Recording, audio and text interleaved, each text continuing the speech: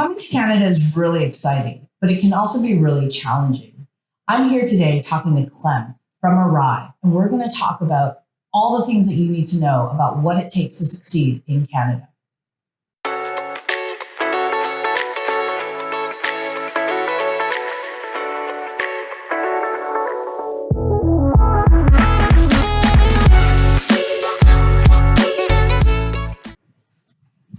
Hi, Clem. Hi.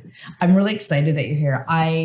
It's been such a joy to be able to work with you with our webinars to help newcomers. And I really wanted to take this opportunity to showcase what Arrive does and how it helps people, because this is a message that is so important. And Arrive offers just valuable resource of knowledge that kind of takes away any potential for misinformation and helps people succeed.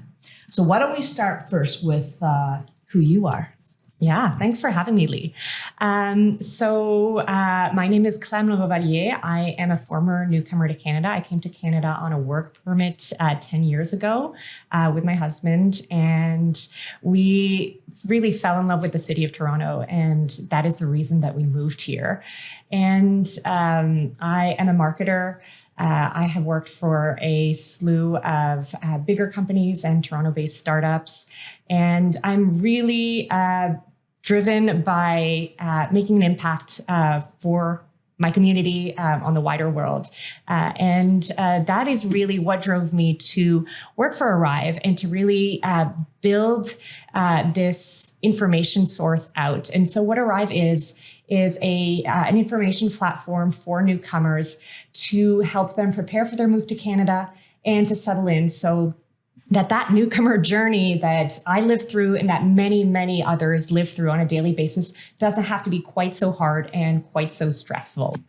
It's a platform with over 600 articles, monthly webinars on different themes, guides, tools, all of these things that are free to access as a newcomer, and that will hopefully help make that journey a little easier. It's arrivein.com, very easy to find. Do check it out if you're a newcomer, if you know newcomers that might be in need of information to make their journey a little smoother. Yeah, no, absolutely. I mean, Arrive is a venture of RBC, Royal Bank of Canada. Fully funded by RBC. And I think that one of the things that validates that is helping people track for success. Because in Canada, as a newcomer, obviously as a realtor, I deal with many clients who are coming to Canada who are looking for housing. And also I work with landlords who are thinking like, hey, who am I going to rent to? And there are a lot of challenges for newcomers, right? Because one of the things that I know is people want to know creditworthiness. Are you going to be able to pay for your rent? And if you don't have a job, which many newcomers who sometimes come without relocation, or they're international students, or they're, hey, I'm just changing to move to Canada. I'm in the process of trying to get my roots, just trying to plant the seed. They're like, I don't have a job. I don't have Canadian experience. Exactly. There are a lot of hurdles out there for newcomers, that newcomer journey, and there are lots of variations of the newcomer journey, but there are definite commonalities between all the variations. And there's a lot of hurdles that for the same thing, someone who's born in Canada won't have to go through these additional hoops and troubles that newcomers do have to go through. I think maybe before we even get into that, giving a little bit of an overview of why immigration is important to Canada and what that newcomer journey is like might be helpful for context for folks who haven't necessarily lived through this. First of all, Canada has a long history of welcoming immigrants from around the world. And what I love about Toronto is that it is the most cosmopolitan city in the world. More than half the people who live here weren't born in Canada. And really, that does just make it an incredibly rich experience for all of us interacting with folks from all cultures and learning, and that makes our collective culture all the richer. That's part of what makes Toronto specifically so special. And Right now, around the world, there are a lot of populist movements that are whipping up anti-immigrant sentiment. It's really troubling. But thankfully, Canada seems to really be doubling down on the fact that immigration is an opportunity. And the reason for that is that immigrants fill a really big labor gap, and they drive population growth here in Canada. I don't know if you know this, I learned this recently, but in Canada, women are having, on average, 1.4 children per woman. And that falls way short of the 2.1 that's needed for population stability. And what that means is that immigrants really make up for that. Without immigrants, we wouldn't have enough folks in our labor market paying taxes. We wouldn't have enough folks to take care of our seniors. So immigration is really a blessing for Canada. And there are other countries out there that have that same natality shortfall and that are choosing to not open their doors to immigrants. Italy, Japan. These countries are going to be in big, big trouble in the next little bit. Canada has a very different outlook. Canada has opened its arms wide open to immigrants. And that's a really smart move. Like diversity is our strength, right? I mean, that is one of the things that Canada is known for. I'm a daughter of immigrants, and I wouldn't be here if Canada had not opened up its doors. And there's so many people who I know who come from that generation and many generations after, seeing Canada as a place where you can actually have a start and start from nothing and build yourself up. And that is certainly the story of my family and my parents. And I really know that now it's a little bit harder. The cost of living is a little bit harder, and the hurdles are there. And it's super awesome that Canada remains to be open. But what you mentioned about, we have to be aware of anti-immigrant sentiments, because that can impact the nation, can impact views and all this stuff. And absolutely. And I think that here in Canada, we're very aware that because of our multiculturalism, that there are many different ways of doing a given thing. And that those ways aren't necessarily better or worse. I mean, you can get to 10 by adding 2 and 8 or 3 and 7 or multiplying 2 and 5. Those are all valid ways of getting to 10. There's not one that's better or worse than the other. And we learn that because we, on a daily basis, interact, work, and live with people that come from places where things are done differently. And it's a real opportunity to learn from these folks, to get to learn new things, try new things. And I think that just makes us collectively better people. So if we get to the heart of it, with Arrive, one of the things that I recognize that it does is it says, hey, how do you get to Canada? What do you need to succeed? And it actually focuses on the nuts and bolts of, how do you build a financial profile? How do you, tackle housing, like giving people tips on, and it's not just Toronto, but it's across nationwide. All and Canada. It's different because the rules, I'm an Ontario-based realtor, so I know the rules of Ontario very well, but they're a little bit different from all the way from East Coast to West Coast. And you provide that, like a valid, a credible source of information. So why don't we talk about what are how do you approach helping newcomers? That's right. So that newcomer journey, typically it can take many years. You've got folks that are starting to do their research into how to move to Canada many years before they actually set foot here. And that settling in process can also take months and sometimes years as well, until you feel that you're thriving enough to really feel at home in Canada. And so we have really we want to address all of those stages in the newcomer journey. And that journey typically starts out with applying for immigration. And believe me, it's a very selective process. You have to get approved, you have to meet all the criteria that's set out by the government that really wants to make sure that it's approving people who have a decent chance of adapting to life in Canada and finding a job or succeeding in their studies if they're coming as an international student. And then a second part of that application process is also proving that you have the funds to sustain your life in Canada until you get a stable source of income here. So until you find a job.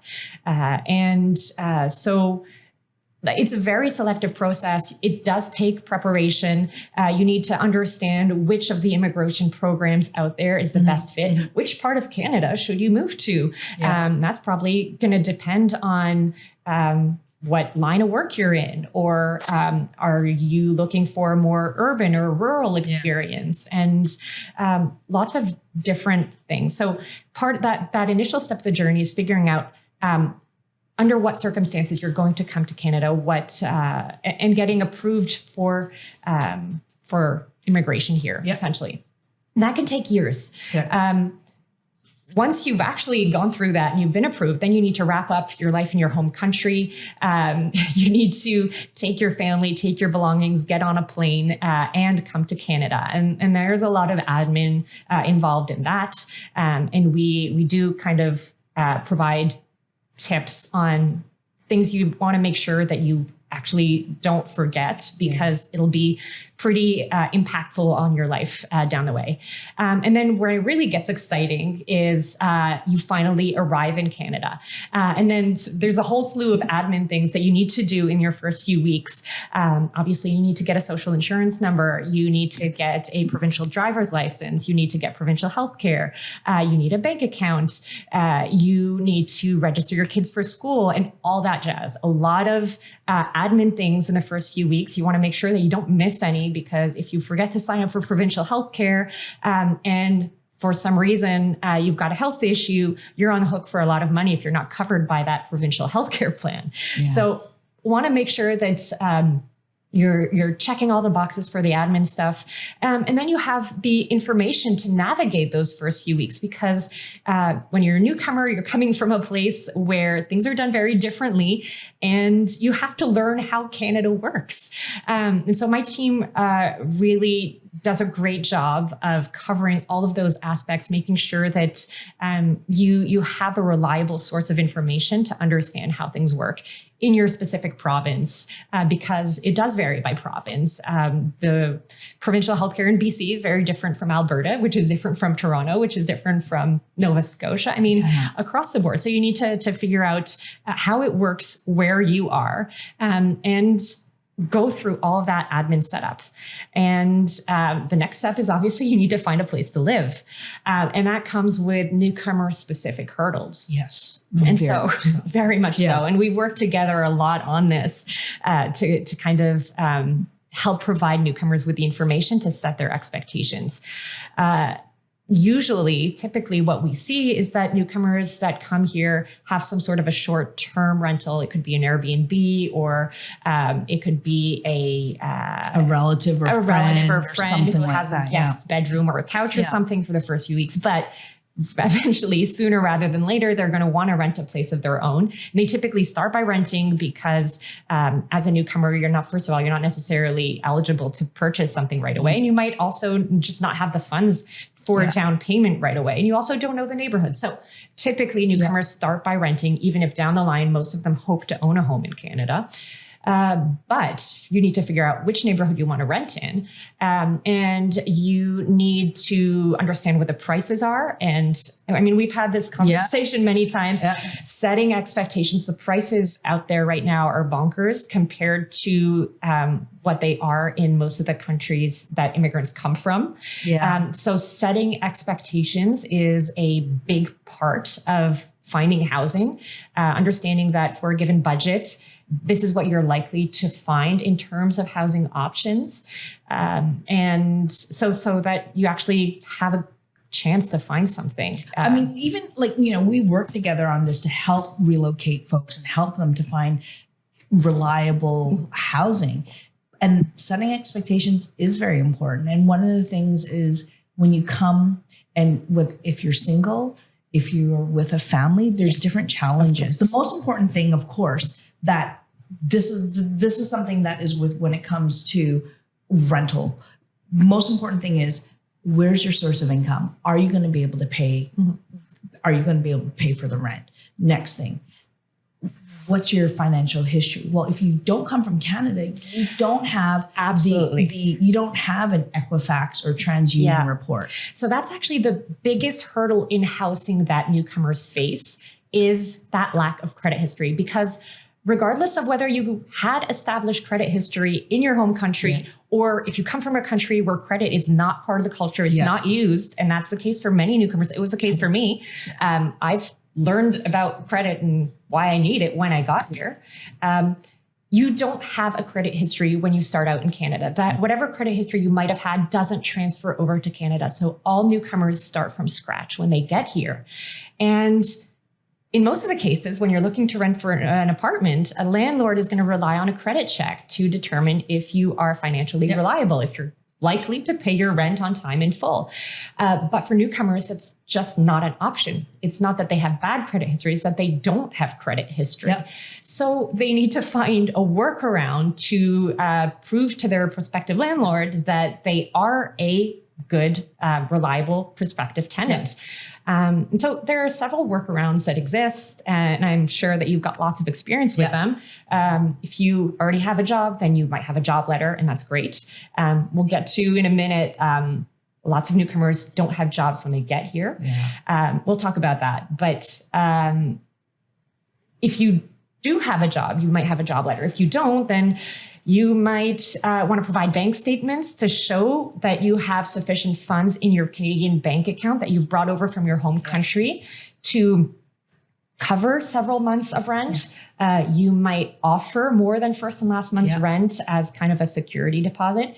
If you're really lucky and you've got relatives or a very, very close friend here in Canada who's established, then you might be able to convince them to be your guarantor or co-signer. But that's a legal liability. I mean, if you are co-signing someone's lease, if you're their guarantor, if they don't make their rent, you're on the hook for it. So you're unlikely to find one unless you have a very, very close relationship with someone who's been living in Canada, who has credit history in Canada. And also, in fairness, a lot of people who I've worked, who have, well-paying jobs, they're very hesitant to lean on family or friends because they understand like it's a big ask. It is a big ask. And so people are hesitant, but in a way, to be able to get housing, you need to be able to, do you have a job? Do you have credit history? And when you don't have a lot of those check boxes, it limits it, right? And so I know that this is something we have worked together to find housing for people who are refugees, who are, fleeing circumstances. We've helped newcomers who have jobs, who don't have jobs, and each experience is so different and unique. And so the reason why I really wanted to have this conversation was I want people to understand it's not impossible. I want people to understand that there are ways to secure housing in a safe and reliable environment and not get scammed. There's so many scams out there. And I always get nervous when people are like, oh, I found rent that's so cheap. I'm like, that is way below market value. Be careful. Red Don't flag. send money over before you've seen it. Definitely. And so I'm well aware of it. And I'm always like, here's the latest scam that's happening. No, that doesn't sound right. So for us, in terms of Arrive, in terms of what we've talked about, getting the support, getting, finding a job, finding temporary housing, finding a job or having a job, building credit, offering, like it is in Ontario, it is illegal to offer for a landlord to ask for more than first and last. The landlord rent. can't ask for more, but you as a prospective tenant can offer more. It's a gray area, but oftentimes for newcomers, it is the only solution. So I would want to take the opportunity here. I have an ask for you if you're watching this. If you're a landlord, if you're renting out a unit, if you're renting out your basement and you're screening potential tenants, and some of them are newcomers, do give them a little grace. Don't consider alternatives to a credit check to determine if they're suitable or not. Because for newcomers, that's just not an option. They don't have any credit history. That doesn't mean that they wouldn't make good tenants. It's a brutal housing market out there. And just bear in mind that newcomers don't have the ability to live with mom and dad while they figure out housing. So that's my ask to your audience, Lee, is if you are in a position where you are going to be renting a living space, and some of your prospective tenants are newcomers, do consider alternatives to give them a chance to prove to you that they would make great tenants. Yeah. No, I I respect that and I appreciate it. My parents were immigrants. I have landlords who started off their journey as immigrants, and many people that I know are willing to take a chance. But of course, people get nervous because we have very strict Residential Tenancy Act, but it is ultimately comes down to goodwill and having faith. And there have been so many times where we've created great relationships from people who earnestly, they just want a chance. Mm-hmm. And there's something beautiful in that. And that's what I love about Toronto and Canada is people have the willingness to say, look, someone took a chance on me, right? And honestly, newcomers are a hardworking bunch. They have uprooted their lives from their home country. They are starting from scratch here. They are extremely hardworking. They are entrepreneurial. These are not the people that are, first of all, they're not quite familiar with the laws and everything here. They're likely not trying to take advantage of a landlord. Yeah. They are just looking for a place to live to start their new life here.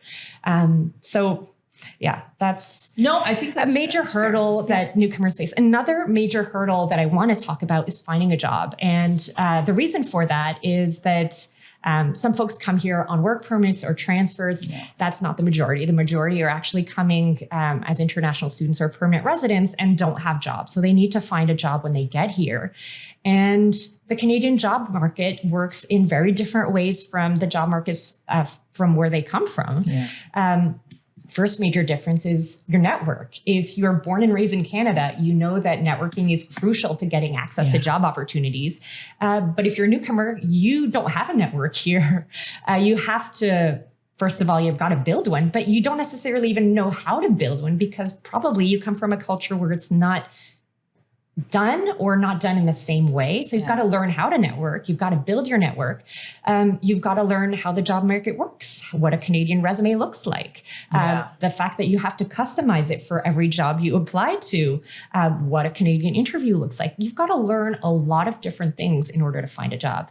But most important hurdle that they face here, regardless of how experienced they are, all of the newcomers I talk to when they start applying for jobs are they just come up against a wall. They are asked for Canadian experience. And Canada selects people based on whether they're a good fit for the Canadian job market, whether they meet a labor need. And these are people that are highly educated, they're experienced, they've got a lot of work experience in their home countries, they've got good language skills. And when they start applying, it's all of a sudden like, you've got 8 years of experience in strategy consultancy in India, or you've been building apps in Dubai for 7 years. As if you haven't done it in Canada, it's like it doesn't count. It's so unfair. Oh no, it's mind-boggling. It's so unfair because how do you get Canadian experience if no one will give you a chance in Canada? It is brutal. Listen, I can 100% relate. I'm born and raised in Canada. I have an Asian face, so maybe there's a bit of otherness there. But having said that, I got a great job in Washington, D.C. at a world-renowned museum, the Smithsonian. And they were like, come, I built up their programs, I led it, and it was really an awesome experience. When I came back to Canada and applied for an equivalent job, I was told I didn't have enough Canadian experience. And I was like, and that was the first time I ever experienced that as someone who speaks the language fluently. It's like my mother's tongue, raised in the education system here. And then being told that, you don't have Canadian experience. I'm like, wait a minute, I'm bringing world-renowned, cultural experience from abroad and bringing it to Canada. That should be seen as something valuable. If we have experiences with taxi drivers, Uber drivers, that are doctors. And do you know what I mean? I mean, there's additional hurdles for specific professions out there, the licensing and all of that. I'm not going to speak to that today because that's a government issue. Of course. But for professions that don't have the licensing hurdle, that is an artificial hurdle that we're adding in there. How different is it to build an app in Canada versus somewhere else in the world? You're building an app. That experience is completely transferable. So that's another ask I'd like to put out there to your audience. If you're in a position to hire for your team, for your company, please check yourself when you are screening candidates. First of all, it's illegal to be adding in that Canadian experience discrimination. Somehow employers get away with it, but it's not allowed. But also, like, check yourself. How valid is it? How much are you actually, like, what is the risk you're trying to get rid of by adding that constraint? You're probably losing out some really great candidates that you're filtering out because of that completely artificial requirement, if that's something that you're using to screen. And the other thing too, I want to say is we've just established the fact that Canada has mandates, right, for immigration, large swaths of it. And we are a country based on immigrants. And so when we so more likely than people, not, if you are hiring, you probably have immigrants in your family tree. Well, no, 100%. But what I'm saying is that we are a country that is based on immigration. And when you hire someone who is an immigrant with experience from outside, they may actually bring value and insight to a whole demographic and a whole population that needs to be served. That's right. So probably part of your client base I love it. has that is rooted in the same culture, and probably the fresh perspective that this candidate might bring is really valuable too.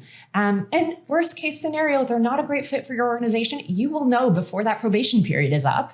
And if they are a great fit, then not only will you have gained a really great asset for your team, someone who's going to be very grateful to you and loyal to you down the line, and you're going to have to make a huge difference in that person's life.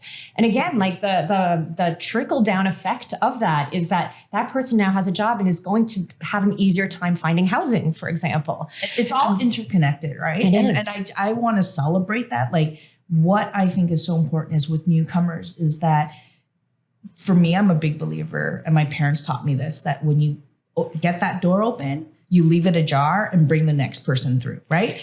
And we benefit from diversity. We benefit from that outside of the box thinking. Like, I actually find, one thing we haven't talked about is that unconscious bias with names. Like, even when people apply for jobs, we know that, if you have a foreign sounding name, there are statistics that show, well, they don't get callbacks. I was having a conversation with a new coworker about this very week. And this is a person who was born and raised in Canada, but from an immigrant background, and had a foreign sounding first name and last name, and grew up in an environment where she was called racial slurs as a child, and just told to go back to her country. She was born and raised here just because of kind of that bias, prejudice against her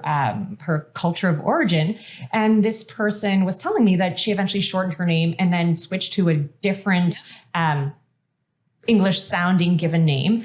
And that when she applied for jobs under her birth name, she would not get a call back. And then she started applying to the same job days later under her new assumed English sounding given name, that she got invited to an interview. That is the reality out there.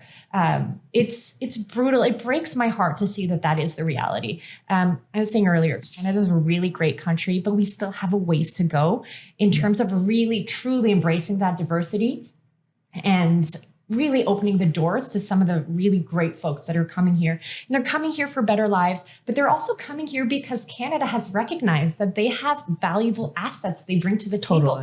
They fill labor gaps where we desperately need people to fill these labor gaps. But when they get here, we don't even give them a shot at an interview. We don't give them a chance to actually prove themselves.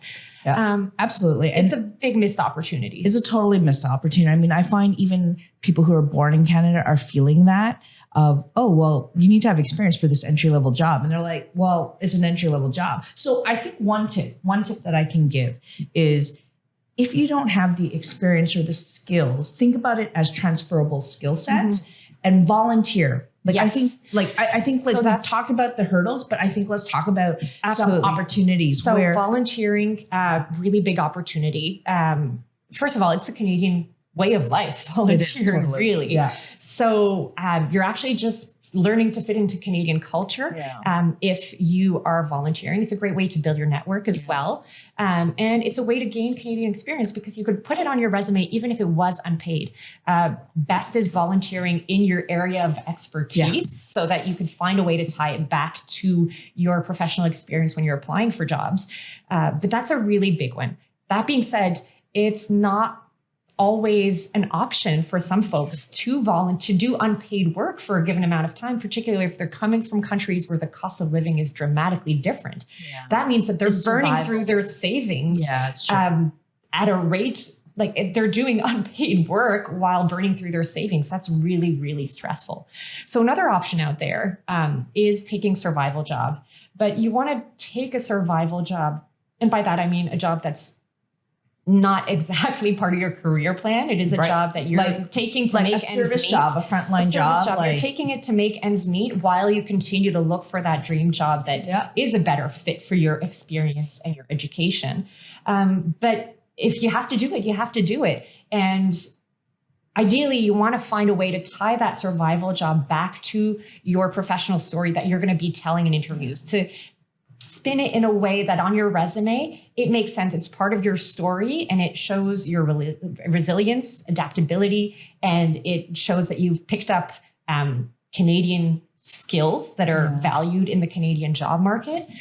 So if you do have to resort to that survival job, try and find one that fits into your story, that tells that compelling story of who you are as a professional. And for sure, network while you're doing it. I mean, build connections with other people in that company that you're working for. I do continue to attend networking events. I think that's important. I mean, COVID shifted work dynamics. And this is not just for newcomers. This is for everybody and anybody who's entering the workforce, who's in the workforce, young career people. They're not meeting people. You have a Zoom call, you show up for the meeting, and then you're like, great chatting, everybody. Nice to meet you. You're sitting from the comfort of your home. And when you turn off that screen, you're off to the next thing. They think of that as efficiency, but it's very transactional. It means that every interaction you have with people is a transaction. There's no building relationships really during that. And that's a shame. As a newcomer, you have to build relationships. But that's not just even as a newcomer. Everyone. Like, I mean, my whole essence of being is through my networks and through the amazing people that I know. And so we can't emphasize this enough. Like, this is a skill set that everybody needs. It is. And so for a newcomer who is, they probably also have to take public transit. They probably don't have a car. They have to factor in, where do I go?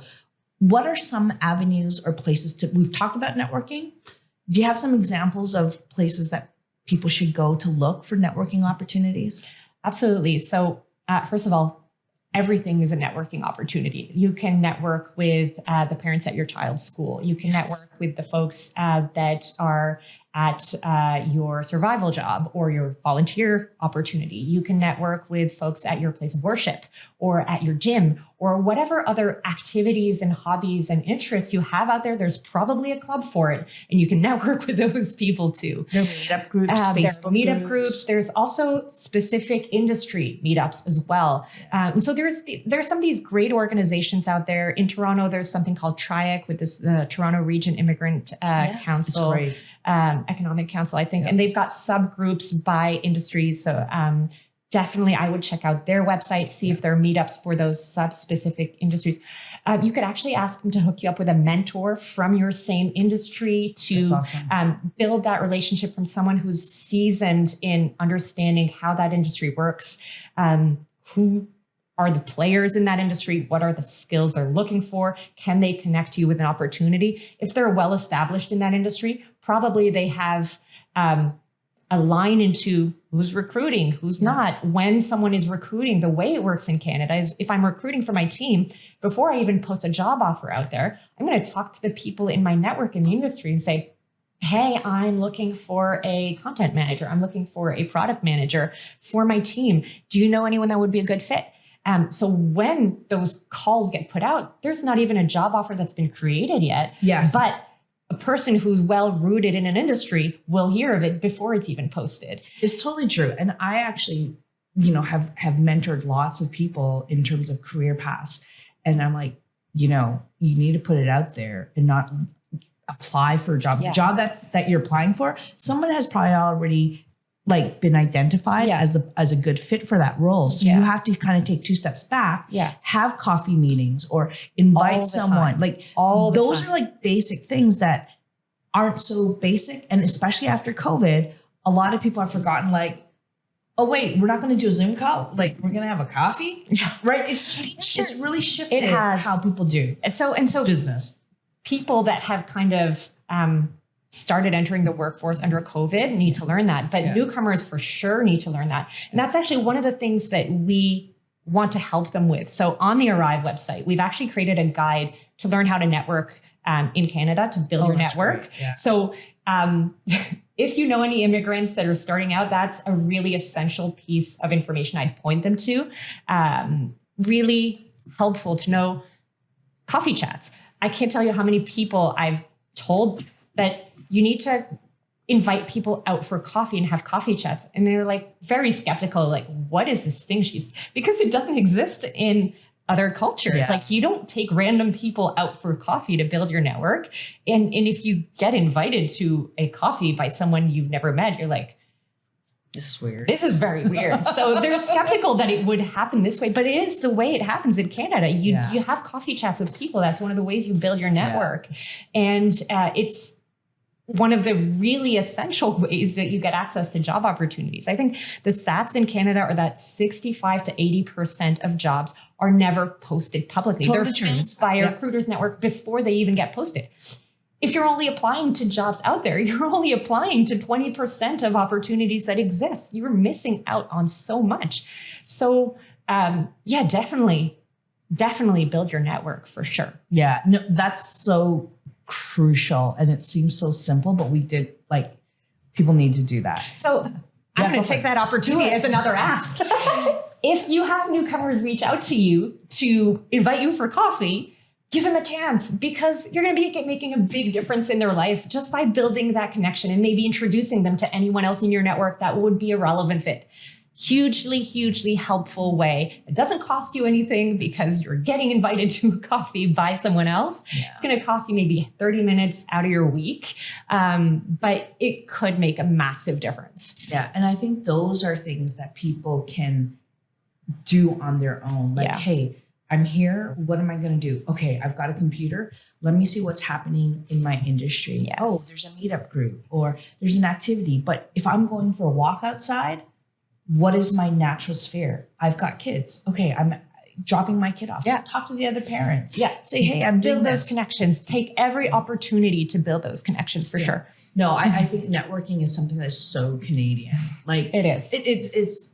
We volunteer, right? Volunteer is a natural way. And when you are first getting started, that's even after I find we stay connected through the work that we do together. And it's very exciting. So I think those are really important and valuable nuggets. Asking landlords to kind of have an openness to say, hey, how are other ways that tenants can prove that they're reliable, that they're reliable and that they're good tenants? How can people who are in a position to hire be able to say, check your bias? Yeah, what's the bias? Is this really important to have this Canadian experience that I'm kind of filtering for? How crucial is it to the job that needs to be done? Yeah, no, and I think Arrive is such a reputable organization where they have resources that they can trust. Absolutely. Because when you're a newcomer and you don't know how to, you probably are hearing things from all over the place. You're not quite sure what to trust. This is definitely what we hear. We connect with many newcomers, some that are still preparing their arrival, some that are settled in, some that are just days and weeks into their new Canadian life. And definitely across the board, we hear that they're a little overwhelmed by so much information, some of which seems to be contradictory, and they're not quite sure where to trust. So that's kind of, we've really, we strive to build that bank of reliable and trustworthy information so that you really know what to expect, because knowing what to expect is going to help you prepare for it and like when you're prepared, you can adapt and settle in faster. And we want newcomers to get to a place where they feel at home in Canada, that they can thrive. And that's what gets me going. No, and I love it. Like, I really appreciate it. I mean, look, one of the things that I know about you as a human being is that you are here to make a positive difference. I value that. I appreciate you and your entire family so much because you live that. And I mean, one of your favorite quotes, because I've always loved to end on a quote, and it's actually like, a better version of what I love is be the difference you want to see in the world. Yeah. And I think that really is it. If we want something to change, be an actor of that. Start by having a small impact, and that may snowball and generate what you want to see down the line. So I think that is words to live by. Words to live by. Well, thank you so much for your time. I really appreciate it. It's been a pleasure.